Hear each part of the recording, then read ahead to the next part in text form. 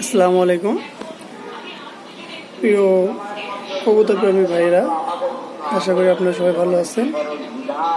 আজকে একটা ভিডিও নিয়ে আসলাম। যদিও আমি ভিডিও করি না, ওরকমভাবে আমার মোবাইল ভালো না হওয়ার কারণে ভিডিও করি না। এই যে দেখেন, এক পেয়ার জিরে গলা একটা কবুতর আছে, মাশাআল্লাহ সেই সুন্দর। এই যে ডিম দিচ্ছে, যে ডিম নিয়ে বসে রয়েছে। তবে হ্যাঁ, যখন ডিম দিবে তখন ডিমের হাঁড়িতে একটা নরম কাপড় দেওয়ার চেষ্টা করবো। আমরা অনেকে ভুল করি, অনেকে বলে ডিম ভেঙে যায়, কিন্তু এই যে দেখেন আমি নরম কাপড় দিয়েছি। এটা কিছুদিন পর পর পা চেঞ্জ করে দিব, তাহলে আর ডিম ভাঙবে না। হ্যাঁ,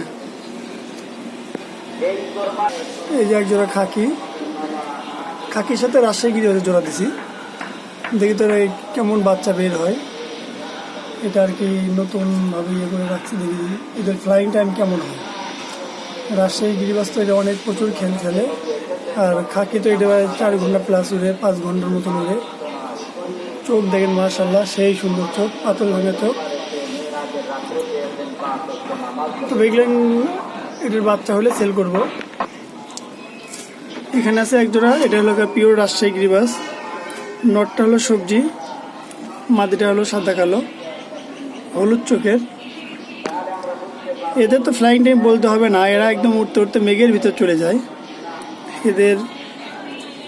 এদের বাচ্চাগুলো, যে পায়ের মোজাগুলিন দেখেন, এদের বাচ্চাদের মোজাগুলিন হয় একদম 4 আঙ্গুল।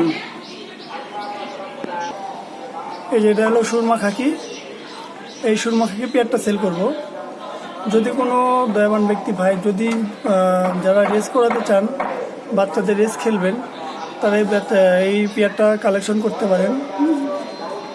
এদের ব্লাড লাইন অনেক ভালো, মা বাপ দুটোটাই মাশাআল্লাহ হেলদি, খুব বড় বিগ সাইজের, প্রচুর ওরা উড়ে। এদের বাচ্চার যে এত পরিমাণ উড়ে, যা বলার বাহিরে।